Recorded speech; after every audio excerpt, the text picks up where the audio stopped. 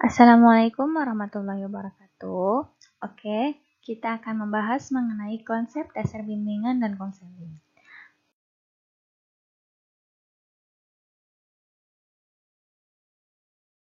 Adalah mengenai pengertian BK. Yang kedua, tujuan BK. Ketiga, asas-asas BK. Yang keempat, fungsi BK.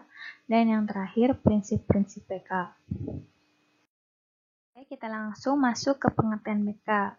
Nah, bimbingan dan konseling adalah proses bantuan atau pertolongan yang diberikan oleh pembimbing atau biasa disebut konselor kepada individu atau biasa disebut konseli melalui tatap muka atau hubungan timbal balik antara keduanya dengan tujuan agar konseli mampu memiliki kemampuan atau kecakapan melihat dan menemukan masalahnya serta mampu memecahkan masalahnya sendiri.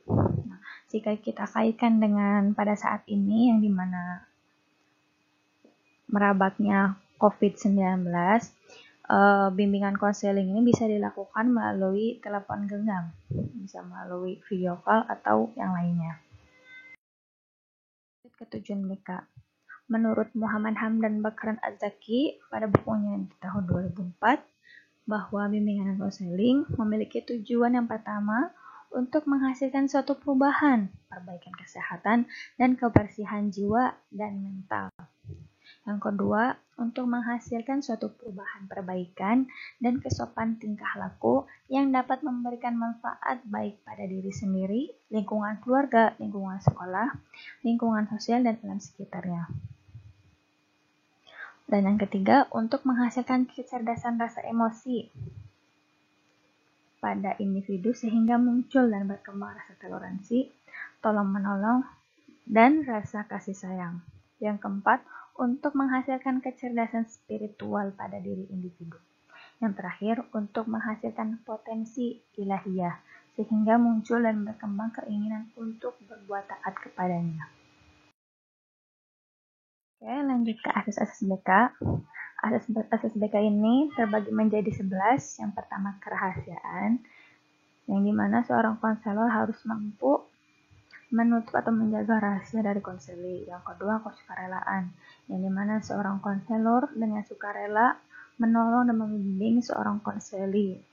Yang ketiga, keterbukaan, yang dimana seorang konseli terbuka mengenai masalahnya kepada konselor sehingga konselor mampu membantu konseli memecahkan masalahnya. Yang keempat, kekinian, yang dimana seorang konselor membantu konseli memecahkan masalahnya yang sedang dialaminya saat ini. Yang kelima, kemandirian, yang dimana seorang konselor harus mampu memandirikan seorang konseli sehingga mampu menyelesaikan masalahnya secara mandiri tanpa bergantung kepada seorang konselor. Yang keenam, yaitu asas kegiatan, yang dimana seorang konselor dan konseli saling berkaitan atau saling mengikuti kegiatan proses konseling ini, sehingga proses konseling mampu berjalan dengan baik. Yang ketujuh, kedinamisan, yang dimana seorang konselor secara dinamis tidak terpaku harus menggunakan metode apa, sehingga mampu menyesuaikan masalah yang dimiliki oleh konseli dan mampu mengikuti aspek-aspek yang dibawa oleh konseli.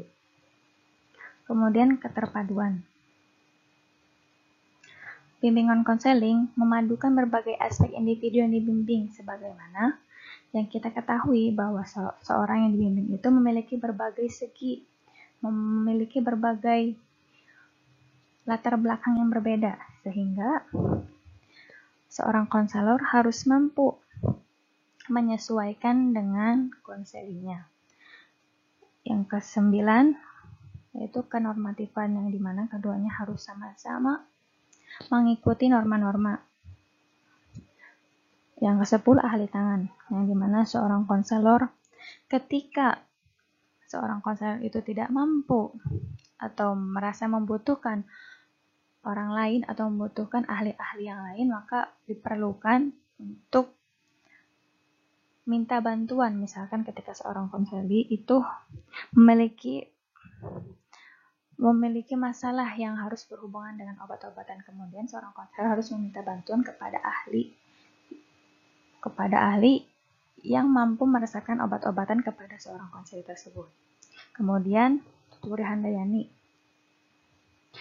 Ini menunjukkan bahwa suasana umum yang hendaknya tercipta dalam rangka hubungan keseluruhan antar pembimbing dan yang dibimbing. Kemudian sehingga konselor tidak membeda-bedakan seorang konseli, yang dimana bahwa setiap individu itu memiliki hak yang sama, sehingga seorang konselor harus memiliki rasa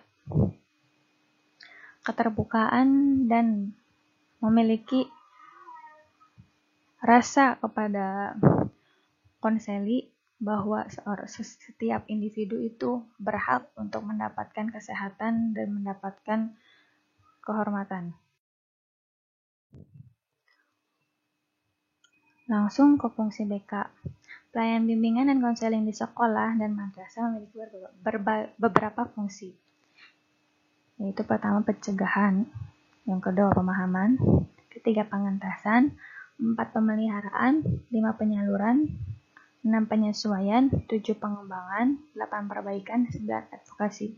Semuanya ini membantu siswa dalam sekolah atau madrasahnya. Yang pertama itu pencegahan, bahwa bimbingan konseling ini memberikan pencegahan bahwa setiap seorang ada yang memiliki masalah sehingga mampu mencegah adanya masalah.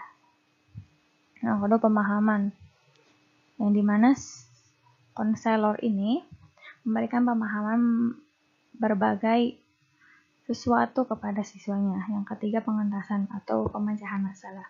Yang keempat pemeliharaan. Dan yang kelima penyaluran informasi. Yang keenam penyesuaian, atau misalnya ketika siswa itu baru masuk sekolah gitu, kemudian seorang konselor memberikan informasi mengenai penyesuaian di sekolah. Yang ketujuh pengembangan informasi mengenai sesuatu. Yang kedelapan perbaikan. Yang kesembilan advokasi atau pemberian pembelaan. Yang terakhir prinsip-prinsip BK menurut Prayitno dan Erman Atmi. Yang pertama, prinsip-prinsip yang berkenaan dengan sasaran pelayanan, bahwa pelayanan BK ini memiliki beberapa prinsip. Yang kedua adalah prinsip yang berkenaan dengan individu. Yang ketiga, prinsip-prinsip yang berkenaan dengan program pelayanan. Yang keempat, prinsip-prinsip yang berkenaan dengan pelaksanaan pelayanan. Oke, sekian dari saya. Kurang lebihnya mohon maaf. Semoga dapat dipahami. Sampai ketemu pada episode selanjutnya. Terima kasih. Assalamualaikum warahmatullahi wabarakatuh.